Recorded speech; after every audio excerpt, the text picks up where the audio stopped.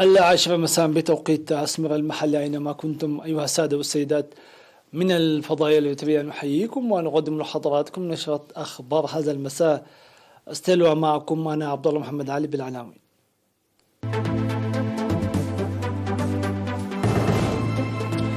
إدارة الإقليم الجنوبي تقيم أنشطتها.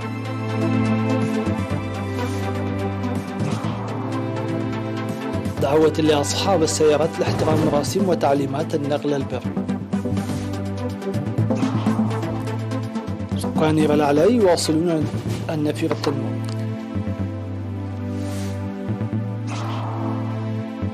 ستة عشر قتيلا في هجوم استهدف مجموعة عسكرية بشمال بوركينا فاسو. الصين تواجه أسوأ موجة وبائية منذ ظهور فيروس كورونا. والبرلمان على وشك إفصاء عمران خان عن رئاسة الحكومة الباكستانية. أهلا بكم إلى التفاصيل. قيمت إدارة الإقليم الجنوبي البرامج التنموية والإدارية والاجتماعية والاقتصادية المنفذة في العام 2021. وأوضح حاكم الإقليم السيد هبتاب تسفاتين في الاجتماع الذي عقد يوم 6 من أبريل في مدينة مندفرة تنفيذ أنشطة تنموية بمشاركة أكثر من 81 ألف مواطن في حماية التربة والمياه وصيانة الطرق والحفائر والتشجير.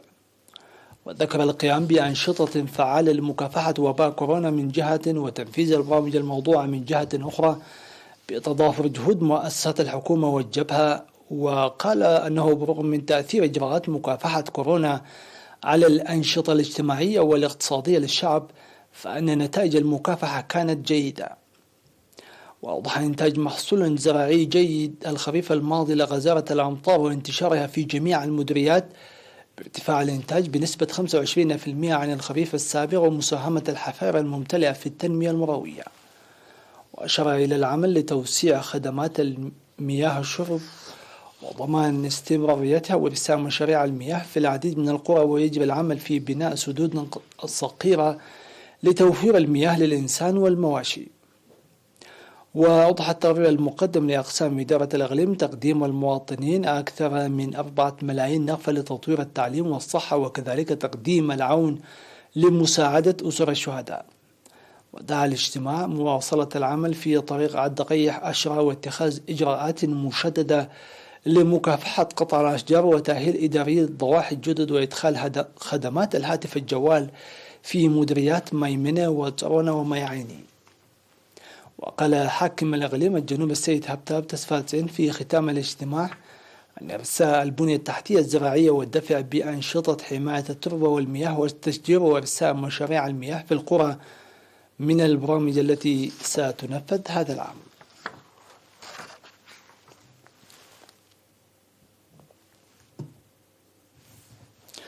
دعت سلطة النقل البري أصحاب السيارات لاحترام المرسوم رقم 174/2013 الخاص بخدمات النقل وتعليمات السلطة بشأن التعرفة القانونية والحركة.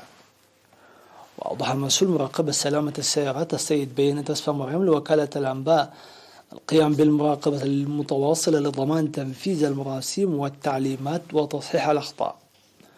وأشار إلى معاقبة 60 من سائقي سيارات الأجرة في الإقليم الأوسط لمخالفات مختلفة ومنعهم من العمل لفترة وجيزة، داعيا الشعب للإبلاغ عن من يعملون ضد مصلحته ومراقبة جمعية سيارات الأجرة لأعضائها.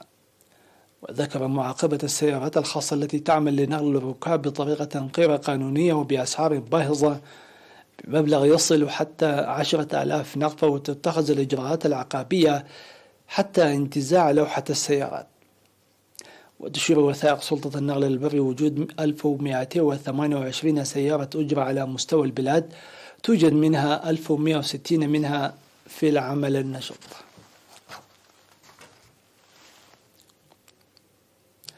أكد سكان إيرا العلاي في مديرية علا برعيد على مواصلة النفرة التنموية لحماية التربة والمياه وإصلاح مساقط المياه.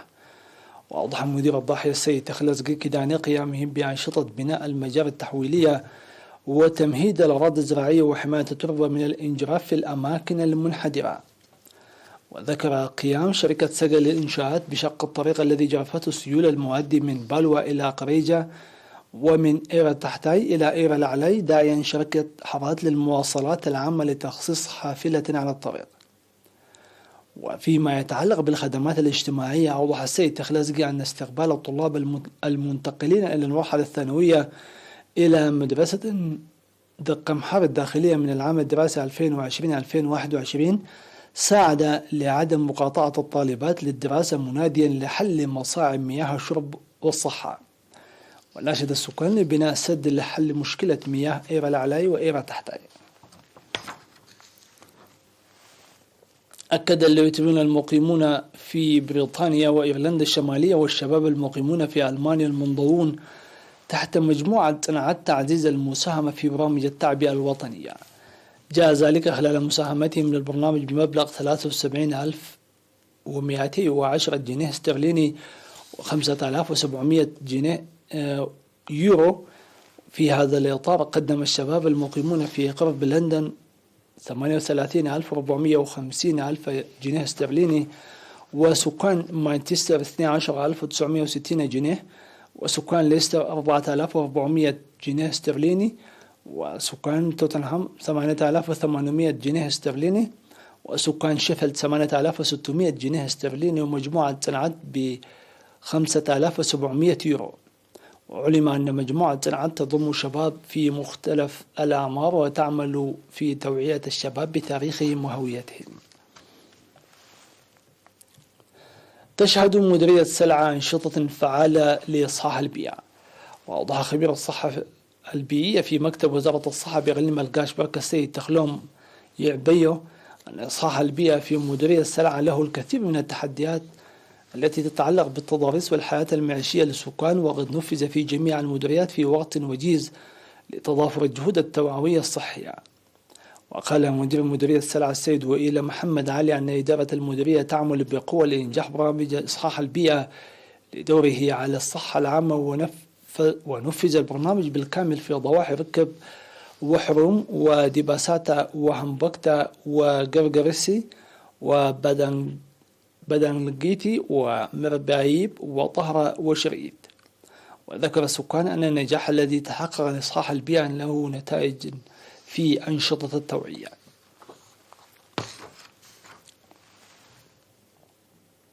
سيداتي سادتي، نتوقف مع فاصل من ثم نوافيكم بالأنباء العالمية.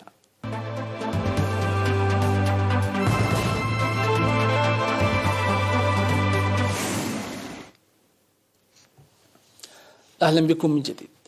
قتل 12 جنديا على الأقل و4 عناصر في فصيل موازي للجيش في هجوم لجهاديين مفترضين استهدف مجموعة عسكرية في شمال بوركينا فاسو وفق ما أعلنت هيئة الأركان. وكانت حصيلة سابقة أوردها مصدر محلي قد أشارت إلى مقتل 12 جنديا على الأقل. وجاء في بيان هيئة الأركان أن هجوما استهدف المنفذة العسكرية في نامسينجيما، وأفادت هيئة الأركان في بيانها بجرح 21 عسكريا.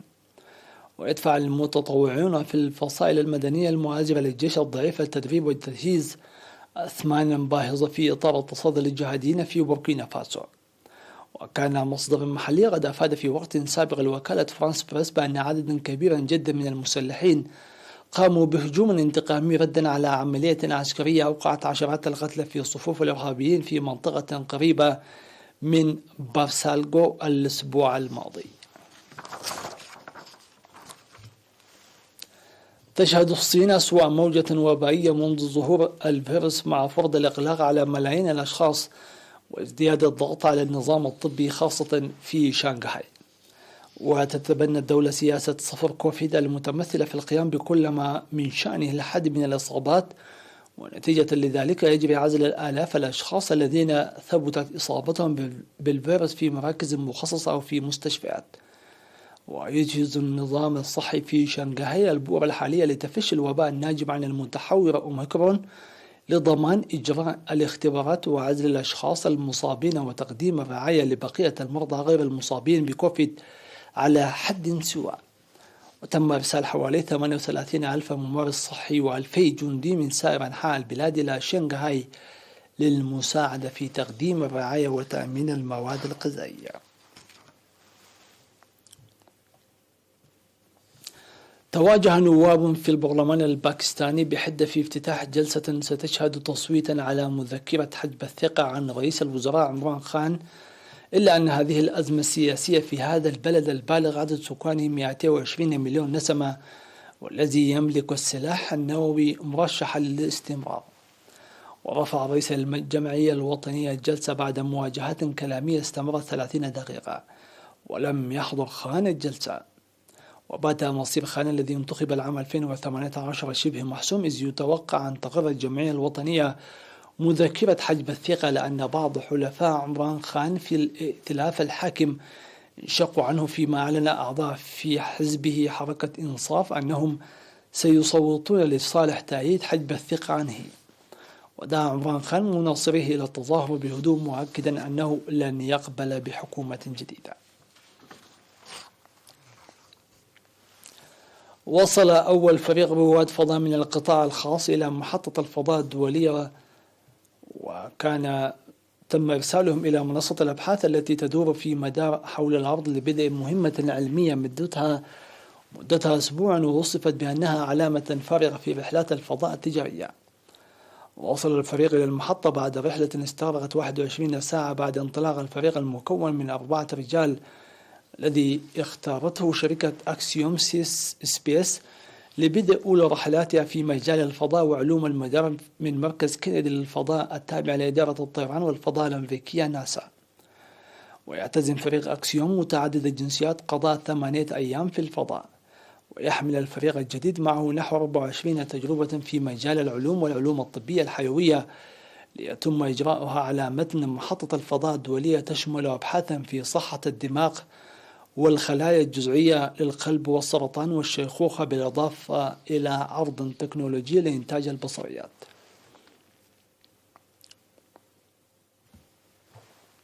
في الختام ما يسعنا إلا تذكير بأبرز العناوين. دائرة الإقليم الجنوبي تقيم أنشطتها.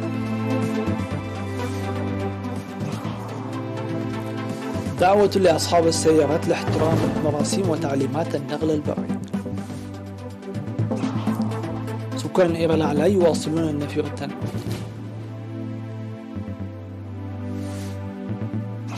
16 قتيلا في هجوم استهدف مجموعة عسكرية بشمال بوركينا فاسو. الصين تواجه أسوأ موجة وبائية منذ ظهور فيروس كورونا. والبرلمان على وشك إعصار عمران خان عن رئاسة الحكومة الباكستانية.